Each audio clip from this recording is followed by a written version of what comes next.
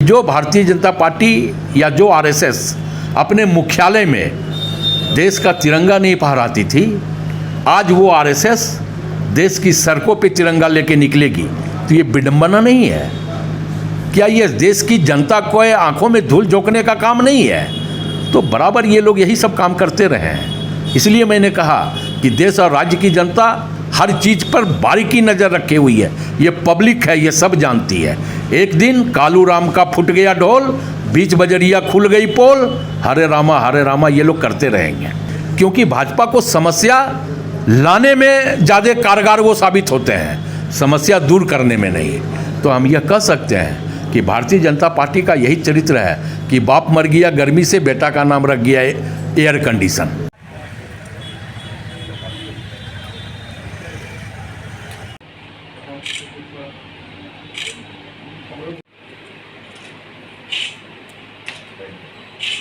आज कांग्रेस राजभवन का घेराव कर रही है, क्या कारण मानते हैं, क्यों ऐसा कदम उठाया जा रहा है? देखिए, जिस प्रकार लगातार 2014 से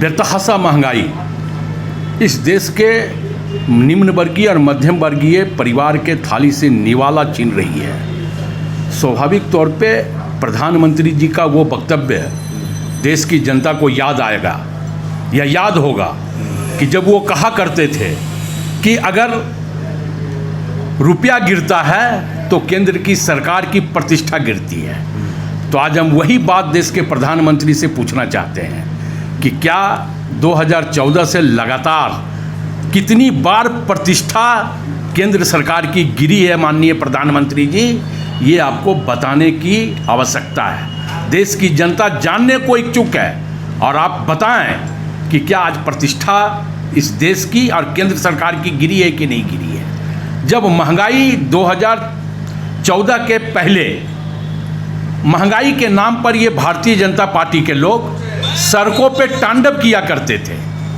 आज इनकी बोलती बंद है। क्यों? ये भी देश और राज्य की जनता जानना चाहती है। तो इन्हीं सब मुद्दों को लेकर के कांग्रेस सिर्फ एक इस देश में राजनीतिक दल नहीं है, बल्कि हमारा इस देश और राज्य की जनमानस के साथ एक आत्मीयता का संबंध है। हम उनके सुख और दुख में सहभागी बनते हैं और उसी सहभागिता का यह नतीजा है कि हम बेतहाशा महंगाई पर कांग्रेस आज राष्ट्रव्यापी आंदोलन कर रही है, जिसके तहत झारखंड में भी आज इसका विरोध प्रदर्शन राजभवन के समक्ष किया जाएगा। ऐसा देखा जा रहा है कि ईडी लगातार कार्रवाई कर रही है और कहीं ना कहीं कांग्रेस के भी लोग ईडी के शिकंजे में फंसते जा रहे हैं, क्या कहेंगे इस पर? देखिए, मुझे यह लगता है कि जिस प्रकार लोकतंत्र को एक षड्यंत्र तंत्र के तहत केंद्र सरकार कार्रवाई कर रही है, जो भारतीय जनता पार्टी के लोग हैं वो बेदाग हैं, ईमानदार हैं, ये केंद्र सरकार बताने का प्रयास कर रही है। जबकि आज तक जितना भी घपला 2014 के बाद से हुआ है, अगर वो निकाल लिया जाए तो स्वाभाविक तौर पे देश में केंद्र की सरकार मुंह दिखाने लायक नहीं रहेगी। लेकिन केंद्र सरकार ने किया क्या है कि जो सूचना का अधिकार कांग्रेस पार्टी ने दिया था, उस सूचना के अधिकार को भी कुंद करने का काम केंद्र की सरकार ने किया है। तो स्वाभाविक तौर पे देश और राज्य की जनता इस बात को समझती है, जानती है। वक्त किसी का नहीं होता, ये माननीय प्रधानमंत्री जी को याद रखना चाहिए। आज वक्त आपका है। आज आप विपक्ष की आवाज़ को अगर दबाने का प्रयास कर रहे हो तो 2024 में देश की जनता आपकी बोलती भी बंद करने का काम जो थे वो पैसों के साथ पकड़ा है। कहीं ना कहीं आपको क्या लगता है कि कोई षड्यंत्र की बू आ रही है क्या इस पर? देखिए, स्वाभाविक तौर पे जांच तो इसकी होनी चाहिए कि आखिर महेंद्र अग्रवाल पैसा क्यों दिया, किस लिए दिया, किसके कहने पे दिया। तो जांच इस बिंदु पे नहीं हो रही है। इसलिए नहीं हो रही है कि कहीं ना कहीं महेंद्र अग्रवाल की संलिप्तता भारतीय जनता पार्टी के साथ है। तो अगर जांच वो हो जाए तो पूरी भाजपा बेनकाब हो जाएगी, क्योंकि भाजपा के पास ईडी है जिसको वो इलेक्शन मैनेजमेंट डिपार्टमेंट के रूप में इस्तेमाल कर रहे हैं। तो करें, हम आवाज़ बनते रहेंगे, चाहे हमारे विधायकों के ऊपर वो लाख केस दर्ज करवाते रहे। कहीं ना कहीं देखा गया है कि विधायक अगर खुद मतलब बिकने को तैयार है नहीं, मैंने कहा कि ये जांच का विषय है और स्वाभाविक तौर पे पार्टी गंभीर भी है। और आप देखेंगे कि जैसे ही हमारे विधायकों के ऊपर आरोप लगा, तुरंत कांग्रेस के शीर्ष नेतृत्व ने, आदरणीय सोनिया जी ने उस पर कार्रवाई करते हुए विधायकों को सस्पेंड करने का काम किया।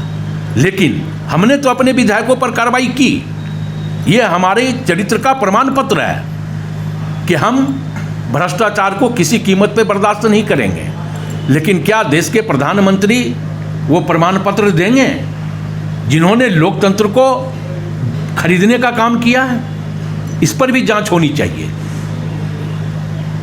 फुरकान अंसारी ने इल्ज़ाम लगाया है कि कांग्रेस को कहीं ना कहीं बैठकर इस मामले का निपटारा करना था, सस्पेंड ही करना मतलब मामले का हल नहीं है। नहीं, देखिए, सस्पेंड केंद्रीय नेतृत्व ने किया है और हमें लगता है कि फुरकान जी भी कांग्रेस के वरिष्ठ नेता हैं, वो अनुभवी हैं, तो सारी बातों को वो समझते हैं।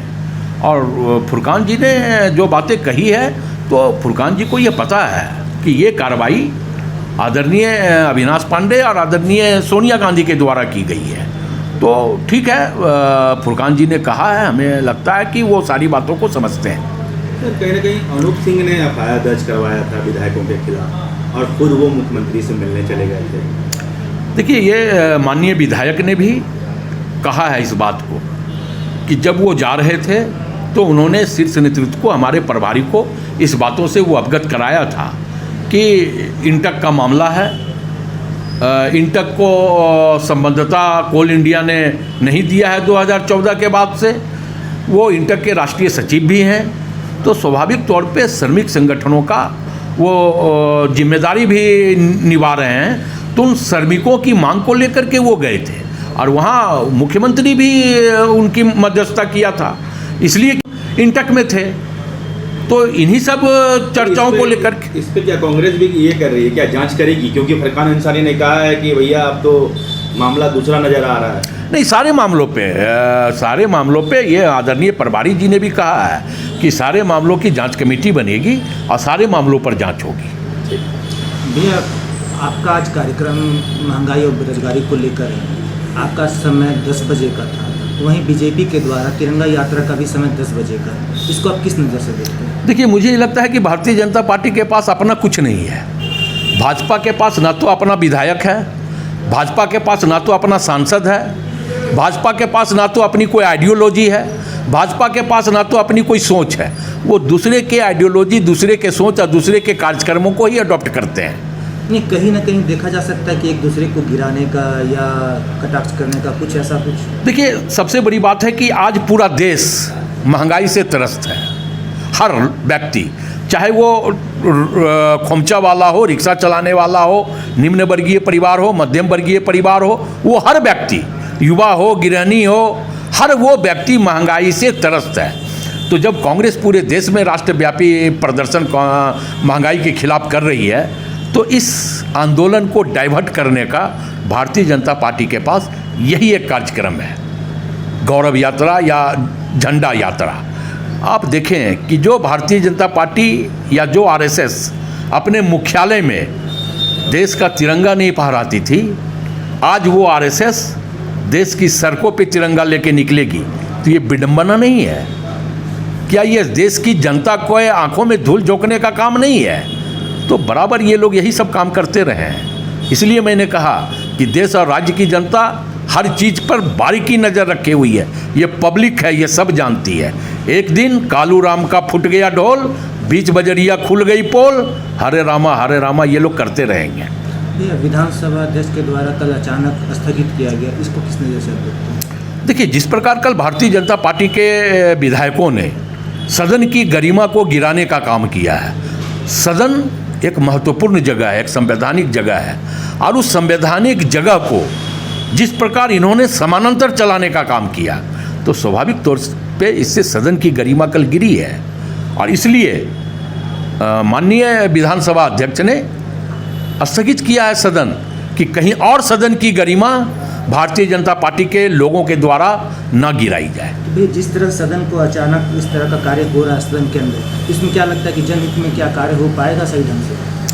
देखिए, जनहित के मुद्दों या जनहित की समस्याओं से तो भाजपा को मतलब नहीं है।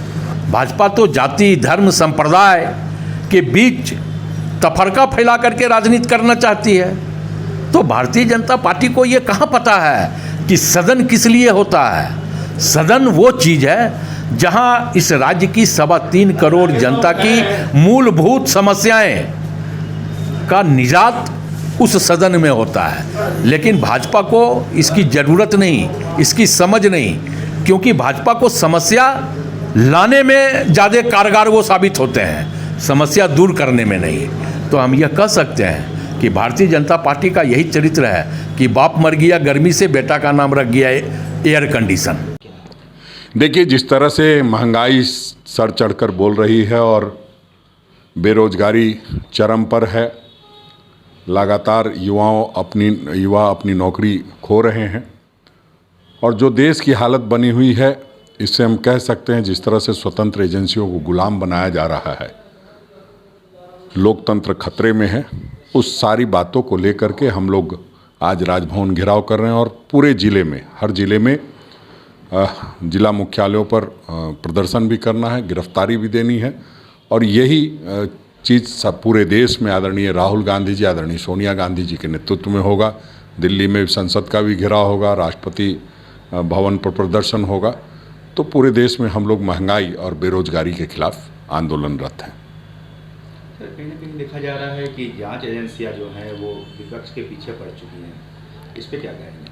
नहीं, देखिए, पूरी केंद्र सरकार जनता के पीछे पड़ गई है। जनता के पीछे महंगाई और बेरोजगारी को लेकर के पड़ गई है। विपक्ष के नेता जो इस बात को उठाते हैं, उनके पीछे केंद्रीय एजेंसियां पड़ गई है। सीधा अगर कहेंगे तो पूरी तरह से लोगों की आवाज़ को दबाने की कोशिश हो रही है, कुंद करने का प्रयास हो रहा है। और इसलिए बार बार विपक्ष के नेताओं पर केंद्रीय एजेंसियों के माध्यम से हमला हो रहा है। जनता पर महंगाई और बेरोजगारी जैसी चीज़ों को लेकर के हमला हो रहा है। तो ऐसे में लोकतंत्र पूरी तरह से खतरे में है।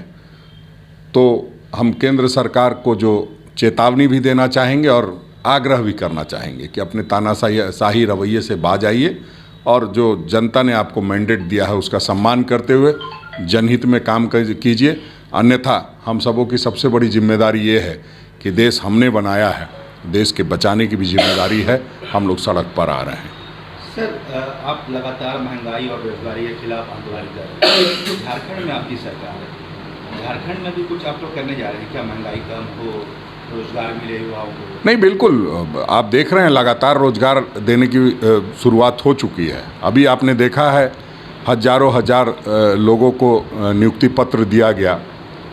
और लगातार महंगाई जितनी बढ़ सकती है उस हिसाब से हम लोगों ने काफ़ी रोकने का प्रयास किया हुआ है। लेकिन जीएसटी तो हम नहीं ख़त्म कर सकते। जीएसटी तो केंद्र सरकार लगाती है। हमने 2% टैक्स लगाया था बाज़ार में, तो लोग नाराज़ हो गए थे। बीजेपी की तमाम अनुषंगी इकाई जो है आकर के निवेदन और प्रतिवेदन देने लगी थी कि ऐसा नहीं होना चाहिए, टैक्स नहीं लगना चाहिए। हमने उसको अभी रोक दिया था। लेकिन केंद्र सरकार अगर 5% जीएसटी लगाती है तो कोई विरोध नहीं होता है। तो हम लोग सारी चीज़ों को बहुत अच्छे तरीके से देख रहे हैं और हमारी सरकार जो हम लोग वचन पत्र देकर के जनता के बीच में आए थे उसको लेकर के कटिबद्ध और प्रतिबद्ध है। बढ़ती महंगाई और बेरोजगारी के मुद्दे को लेकर झारखंड प्रदेश कांग्रेस के द्वारा आज हल्ला बोल का कार्यक्रम किया जा रहा है। जैसा कि आप देख सकते हैं कि अभी हम प्रदेश कांग्रेस कमेटी के कार्यालय में खड़े हैं और यहाँ से अथाह संख्या में लोग राजभवन की ओर कूच करेंगे और अपना नाराज़गी दर्ज करेंगे। यह नाराज़गी पूरे प्रदेश के लोग मिलकर एकजुट होकर ये कर रहे हैं। अब देखने वाली बात यह होगी कि इस हल्ला बोल से आम जनजीवन में क्या फ़र्क पड़ता है और आम लोगों को कितना प्रभाव डालता है। सोशल संवाद के लिए रांची से आशुतोष कुमार रंजन।